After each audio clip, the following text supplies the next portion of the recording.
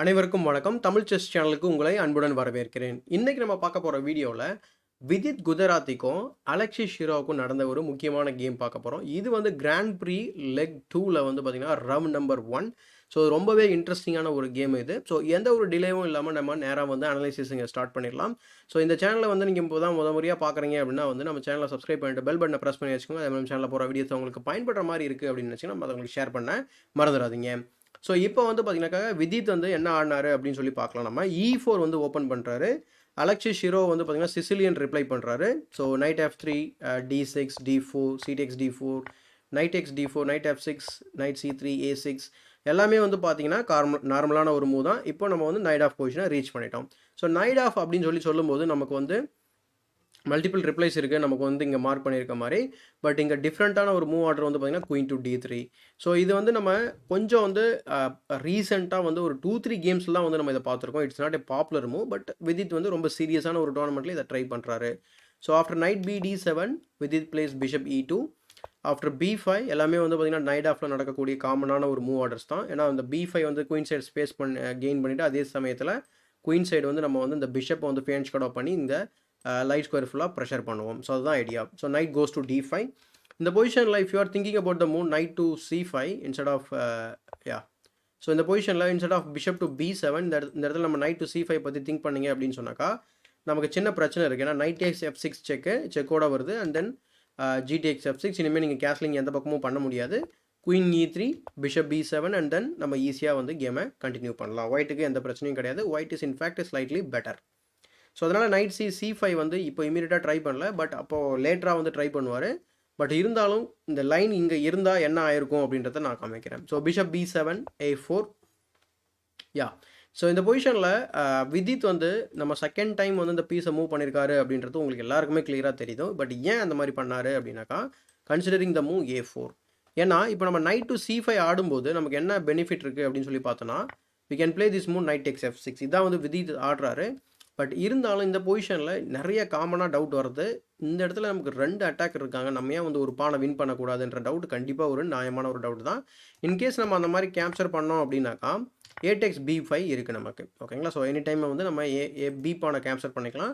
So in that case என்ன ஆகும் அப்படின்னா இந்த A பான் வந்து வீக் ஆகிடும். நமக்கு லாங் ரனில் வந்து பார்த்திங்கன்னா B பான் வந்து நமக்கு கொஞ்சம் பிரச்சனையை க்ரியேட் பண்ணுறதுக்கு வாய்ப்பு இருக்குது. லைக் பாசராக மாறிடும். ஸோ பிஷப் டேக்ஸ் G2 ஆடினாலும் after rook to G1, A takes B5, and then rook takes A8, bishop takes A8. நம்ம queen takes A8 ஆடணும் அப்படின்னு சொன்னாக்கா knight takes B5, threatening the fork. அதனால it's better to take with the bishop. So அடுத்து வந்து பார்த்தீங்கன்னா knight takes B5 ஆடுறாரு. So knight takes B5 ஆடலாம். இந்த மாதிரி இருக்கும் அப்படின்றதுனால அவங்க என்ன பண்ணுறாங்க, they are not playing the line. So அதனால் அவர் என்ன செய்கிறாரு, knight to C5 ஆடுறாரு. knight takes F6 check, G takes F6, queen E3, bishop takes B takes A4, F3 solidifying the center and then E5. இப்போ ஷிரா வந்து தொடர்ந்து ஒரு 3 பான் moves கிட்ட பண்ணிக்கிட்டே இருப்பார். Starting with E5, knight F5, D5, pawn break எல்லாமே வந்து பார்த்தீங்கன்னா பான் பிரேக் பண்ணுறாரு. E takes D5, queen takes D5 and then even after queen F2 அவர் வந்து ஸ்டாப் பண்ணலை. ஓகேங்களா. ஸோ என்ன ஆடுறாருன்னா E4 ஆடுறாரு. ஸோ இந்த பொசிஷனில் மேபி நமக்கு அட்லீஸ்ட் இந்த ஷெல்டர் கொஞ்சமாவது ஹெல்ப் பண்ணணும்னு நான் நினைக்கிறேன். பட் மேபி நம்ம H5 கூட ஸ்டார்ட் பண்ணலாம் அட்டாக் பண்ணுறதுக்கு. இது வந்து ஒரு வீக்னஸ் தானே. நம்ம ஏன் வந்து உடனடியாக அதை புஷ் பண்ணக்கூடாது. H5 can be plate, queen to D7 நிறைய ஆப்ஷன் இருக்குது. பட் வந்து E4 ஆடுறாரு. ஓகேங்களா. So as usual. So E4 வந்து என்ன காரணத்தினால வந்து ஆடுறாரு அப்படின்னு சொல்லி பார்த்தீங்கன்னாக்கா அவரோட கிங் வந்து சென்டரில் இருக்குது. So give me a minute. Here we go. So E4 ஆடுறாரு. கிங் சென்டரில் இருக்குது. நம்ம ஏன் வந்து பொசிஷனை ஓப்பன் பண்ணக்கூடாதுன்னு நினைக்கிறாரு. ஸோ இதுவும் வந்து வீக்னஸ் தானே. அதனால் வந்து லிக்விடேட் பண்ணலாம்னு நினைக்கிறாரு. ஸோ பட் ஆனால் வந்து இது வந்து ரொம்ப அந்தளவுக்கு ஒரு கரெக்டான வேரியேஷன் கிடையாது. So knight E3 attacking the queen goes to C6 and then castles. So castle பண்ணதுக்கப்புறம் இந்த பானை கேப்சர் பண்ணலாமா அப்படி கேட்டிங்கன்னா கண்டிப்பாக பண்ணக்கூடாது. ஏன்னா after bishop takes F3 you are helping the piece to develop இல்லையா. அதே மாதிரி நீங்கள் குயினை சேவ் பண்ணதுக்கப்புறம் we can even play the move knight F5. okay, rook E1 check is coming. Let's say you take the bishop and then queen takes F3 threatening the rook and then castles and then bishop F4. It's a complete winning game for white. So cancel பண்ணதுக்கப்புறம் உங்களுக்கு பானே கிடையாது, shelter கிடையாது. It's a win for white. இதே தான் நடக்கும் ஆக்சுவலாக கேமில், கொஞ்சம் லேட்டாக நடக்கும்.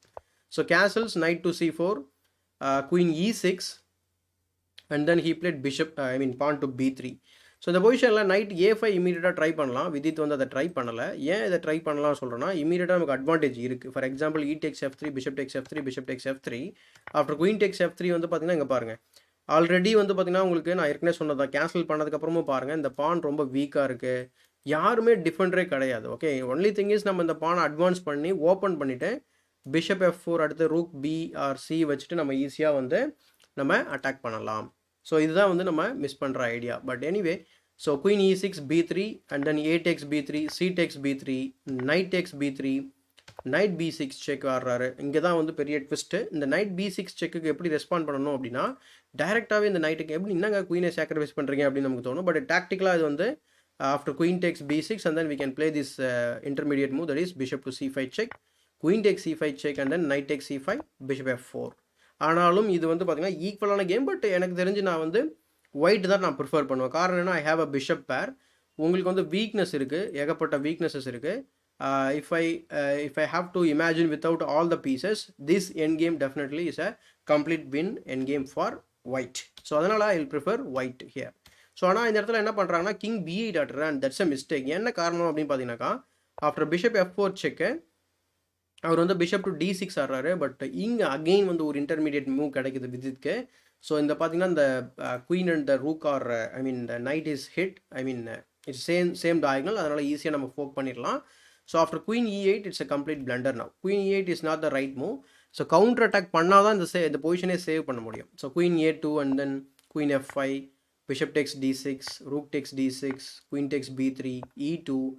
After bishop takes E2, okay, it's not that black வந்து கம்ப்ளீட்டாக நியூட்ரலைஸ் பண்ணிட்டாரு அப்படிலாம் கிடையாது. பட் இருந்தாலும் இந்த பொசிஷனை கம்பேர் பண்ணுறதுக்கு முன்னாடி, அதாவது அவர் கேம் லைன் வந்து பார்த்தீங்கன்னா கொஞ்சம் பேடாக இருந்தது அப்படின்னு சொல்லலாம். So queen E8, bishop takes D6 and then rook takes D6, bishop takes B3, rook G8, knight C4, rook D3, bishop C2, E takes F3, G takes, it's not a G takes F3 because it cannot be played. So he played G3. ஏன்னாப்பா நிறைய time உங்களுக்கே தெரியும், அவங்களோட பான் வந்து நமக்கு ஒரு பெரிய டிஃபெண்டராக அமையும் சில நேரங்களில். இப்போ பார்ப்பீங்க, ஃபார் எக்ஸாம்பிள் இது வந்து ஆக்சுவலாக after E takes F3, for example இந்த பொசிஷனில் இன்னொரு டவுட் வரலாம் மேபி. ஸோ இந்த பொசிஷனில் பிஷப் டேக்ஸ் D3 ஆடலாமா அப்படின்னு கேட்டிங்கனாக்கா, rook tax G2 coming, queen take G2, F take G2, rook F2. And again இந்த இம்பேலன்ஸ் வந்து பார்த்தீங்கன்னாக்கா 2 rook versus a queen and we have one minor piece extra. This is a complete winning end game for white. ஆனால் இருந்தாலும் வந்து இங்கே விதித் வந்து அந்த மாதிரியான ரிஸ்க்லாம் எடுக்க விரும்பலை. So he played G3 simply and after rook to C3 forking both the pieces. But bishop இப்போதைக்கு டிஃபென்ஸ்லாம் இருக்குது. he went knight A5. after queen E2 he took on H7. okay, now the rook is hit. அதே சமயத்தில் வந்து பார்த்திங்கன்னா ஒவ்வொரு பானமாக வந்து கண்டிப்பாக fall ஆகிடும். இதெல்லாம் எதுவுமே ஹெல்தி பான் கிடையாது. ஈவன் வந்து அந்த கேமை கன்டினியூ பண்ணாலும் கூட எனக்கு தெரிஞ்சு எல்லாத்தையும் நம்ம ஈக்குவலாக கொடுத்தாலும் இந்த 2 பானை வச்சு நம்ம ஈஸியாக வின் பண்ணிடலாம். ஸோ இது எல்லாத்தையும் கன்சிடர் பண்ணிவிட்டு ஆக்சுவலாக வந்து அலெக்சிஸ் ஷிரோவ் வந்து இந்த பொசிஷனில் ரிசைன் பண்ணிடுறாரு. ஸோ ஏன் ரிசைன் பண்ணிடுறாரு அப்படின்னா இதுதான் மெயின் காரணம். ஸோ கிராண்ட் மாஸ்டர்ஸ்க்கு இடையில வந்து நம்ம பார்ப்போம், நிறைய கேம்ஸ் நம்ம வந்து இடையிலே ரிசைன் பண்ணிடுவாங்க. பட் ஆனால் பார்த்தீங்கன்னா நமக்கு ரீசனபிளாகவே தெரியாது. எடுத்துக்காட்டுக்கு, so for example rook to G7 போய்ட்டு நீங்கள் அட்டாக் பண்ணலாம், பிஷப் F5 திரும்பவும் நீங்கள் அப்படியே திரும்ப அவரை வந்து துரத்திட்டே வந்தாலும் கூட ஆஃப்டர் G4 என்ன பண்ண முடியும்? Let's say queen takes F2 check, rook takes F2 or even king takes F2 is the right move. So இங்கே கூட நம்ம தப்பு பண்ணுறதுக்கு வாய்ப்பு இருக்குது. ஓகே, நம்ம வந்து யாரும் பிளண்டர் பண்ண மாட்டாங்க. பட் இருந்தாலும் கிங் டேக்ஸ் F2 தான் இங்கே கரெக்டான move. So king takes F2 getting the king into the game and also நம்ம பிளாக் பண்ணுறோம். So the bishop is guarding this square. So no problem, இந்த ரூக்குக்கு எந்த ஒரு ஆக்டிவிட்டியும் கிடையாது. ஸோ ஆல்ரெடி இந்த பிஷப் வந்து அண்டர் அட்டாக்ல இருக்குது. மேபி நம்ம பின் பண்ணி வின் பண்ண ட்ரை பண்ணலாம், or we can try to exchange the rooks. So நிறைய ஆப்ஷன்ஸ் இருக்குது. ஸோ மேபி இந்த மாதிரி ட்ரை பண்ணாலும் கூட rook to C2 check after king G3, king G3 there is nothing black can do. Maybe நீங்கள் இந்த செக் இருக்கிறதா நினைக்கலாம். But after let's say king F4, அப்போ நீங்கள் என்ன பண்ணுவீங்க, மேபி இதை கேப்சர் பண்ண நினைப்பீங்களா? But after this you're lost. ஓகேங்களா? ஸோ இதெல்லாம் கன்சிடர் பண்ணி ஓகே ஆஃப்டர் பிஷப் டேக்ஸ் எப்படினாலும் இந்த மாதிரி ரொம்ப கொடூரமாக விளையாடினாலும் அந்த என் கேம் வந்து கண்டிப்பாக வந்து பெனிஃபிட்டாக இருக்காது பிளாக்குக்கு. ட்ரிபிள் பான் இருக்கார் இங்கே பாருங்கள். ஸோ 3 பான் இருக்குது, அங்கே ஒரு ஐசோலேட்டட் பான் இருக்குது. So it's a dead position for black. அதனால் வந்து அலெக்சிஸ் ஷிரோவ் வந்து டீசெண்டாக வந்து ரிசைன் பண்ணிடுறாரு. ஸோ இந்த கேமை பற்றி நீங்கள் என்ன நினைக்கிறீங்க அப்படின்றத கமெண்ட் செக்ஷனில் பதிவு பண்ணுங்கள். இந்த வீடியோ பிடிச்சிருந்தா லைக் போடுங்க, மற்றவங்களுக்கு ஷேர் பண்ண மறந்துடாதீங்க. இன்னும் நம்ம சேனலை சப்ஸ்கிரைப் பண்ணாமல் வீடியோஸ்லாம் பார்த்துருக்கீங்க அப்படின்னா வந்து மறக்காமல் சப்ஸ்கிரைப் பண்ணிட்டு பெல் பட்டனை ப்ரெஸ் பண்ணி வச்சுக்கோங்க. அதே மாதிரி நம்ம சேனலில் போகிற வீடியோஸ் உங்களுக்கு ஹெல்ப்ஃபுல்லாக இருக்குன்னு நினச்சிங்கன்னா மற்றவங்களுக்கு ஷேர் பண்ண மறந்துடாதீங்க. ஸோ இதே மாதிரி ஒரு பயனுள்ள வீடியோவுடன் உங்களை சந்திக்கும் வரை உங்களிடமிருந்து விடைபெறுவது உங்கள் சதுரங்க சாணக்கியன்.